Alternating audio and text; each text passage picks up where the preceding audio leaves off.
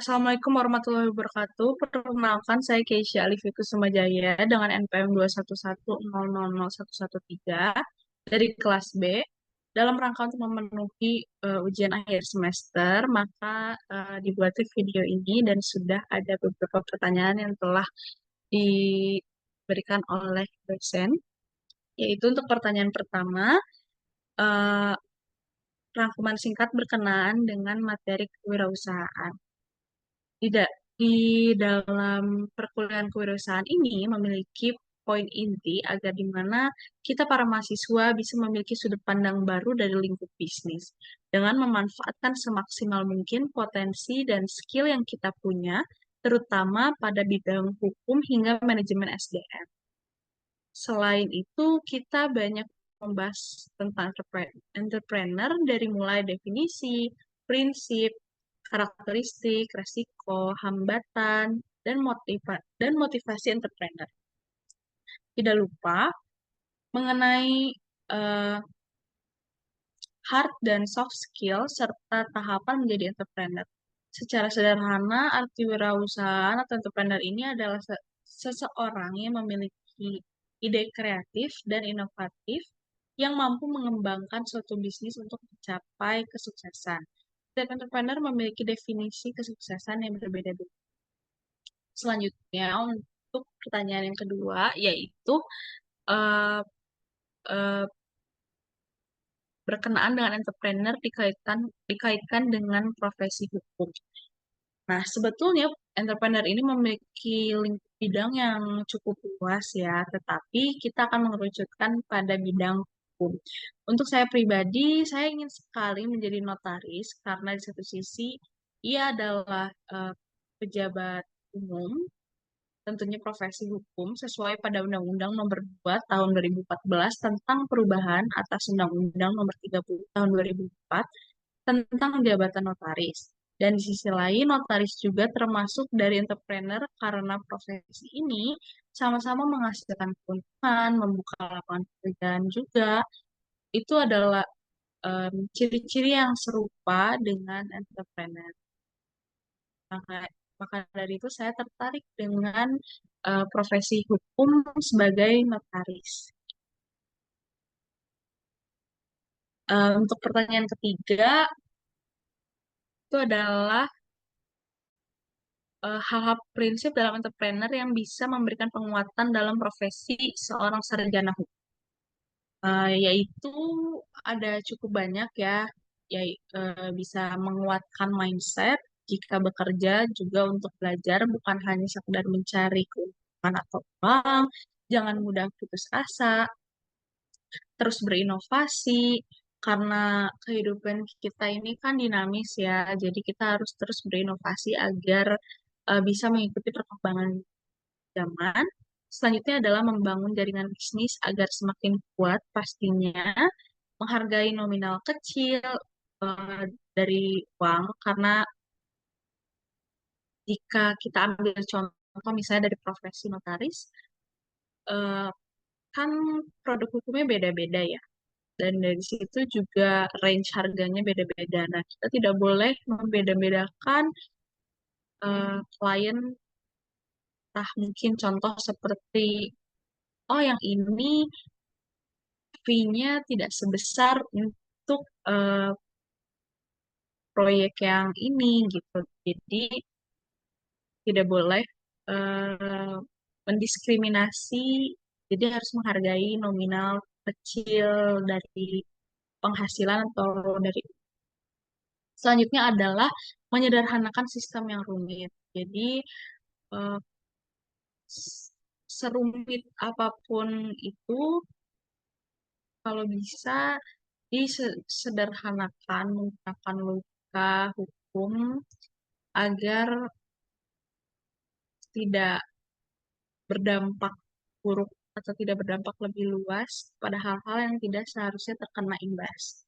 Selanjutnya sudah pasti kerja keras. Nah, sedangkan karakteristik yang harus dipunya oleh khususnya profesi hukum entrepreneur menurut saya itu ya optimis, bertanggung jawab, mau bekerja sama dengan orang lain, percaya diri, memiliki pengetahuan produk hukum, khususnya yang baik, tidak ragu dalam mengambil keputusan, dan berjiwa pemimpin. Kenapa berjiwa pemimpin? Karena nanti, misalnya kita ambil contoh sebagai notaris, kita itu sebagai leader di dalam kantor tersebut yang akan mengarahkan kemana eh, arah kemakmuran kantor tersebut. Semuanya diatur, diarahkan oleh kita sebagai notaris di situ. Jadi kita harus mempunyai jiwa pemimpin agar bisa mengendalikan kantor dengan baik. Karena kan balik lagi di dalam kantor ini melibatkan beberapa pihak seperti karyawan notaris dan segala macam. Selanjutnya pertanyaan keempat dan pertanyaan keenam itu serupa, yaitu apa kesan dan pesan Anda yang didapatkan dari tugas kelompok yang masing-masing Anda kerjakan. Selanjutnya, poin ke-6 juga sampaikan pula kesimpulan apa yang Anda dapatkan dari tugas kunjungan yang Anda telah lakukan ke para pelaku usaha yang Anda kunjungi. Saya rangkum menjadi beberapa poin. Pesan-pesan yang menurut saya sangat menyenangkan. Sebelumnya, terima kasih kepada Bapak Muhammad Erik Ernawan, SHMH, sebagai dosen mata kuliah kewirausahaan ini, karena beliaulah yang telah menciptakan tugas untuk para mahasiswa agar bisa terjun langsung ke lapangan pada mata kuliah kewirausahaan ini. Dan dampak baiknya dari situ adalah saya mendapat pengetahuan yang lebih luas, lebih banyak. Saya jadi mengetahui hambatan dan rintangan yang dimiliki seorang pelaku usaha, persiapan apa saja yang untuk masuk ke dunia usaha, serta bekerja sama dengan beberapa teman saya yang sudah pastinya kooperatif dengan adanya wawancara atau terjun langsung ke lapangan ini, pembelajaran itu jadi terasa tidak membosankan, fun untuk dijalani dengan pengalaman juga yang setimpal yang didapat mengenai pengetahuan tentang entrepreneur yang ternyata sangat beragam. Selanjutnya masuk ke pertanyaan kelima, yaitu harapan Anda berkenaan dengan mata kuliah entrepreneur dalam menunjang profesi seorang sarjana hukum. Harapan saya adalah semoga dengan adanya mata kuliah ini dapat membuka pola pikir mahasiswa hukum bahwa mahasiswa hukum juga bisa untuk menjadi entrepreneur. Selama ini kan mungkin kita bisa hanya terpaku oleh undang-undang atau ya dunia hukum gitu. Pasti jarang bagi kita mahasiswa hukum untuk melihat dari sudut pandang lain gitu. Dan dengan adanya kuliah ini, kita jadi bisa melihat dari sudut pandang lain bahwa bisa loh ternyata untuk mahasiswa hukum menjadi entrepreneur juga gitu.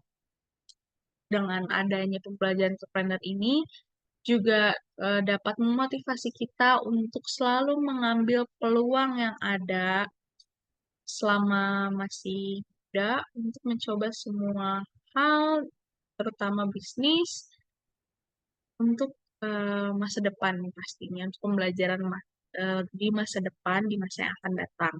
Dengan adanya mata kuliah ini, kita mendapatkan pengetahuan baru mengenai seluk-beluk entrepreneur, terutama dilihat dari kacamata profesi hukum.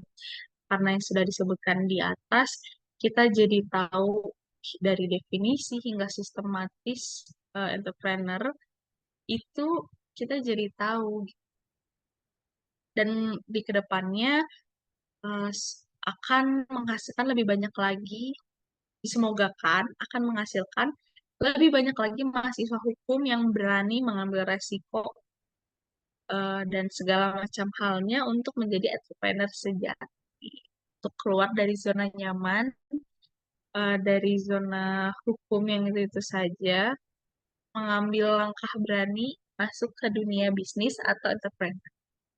Sekian yang dapat saya sampaikan. Mohon maaf bila masih banyak kekurangan.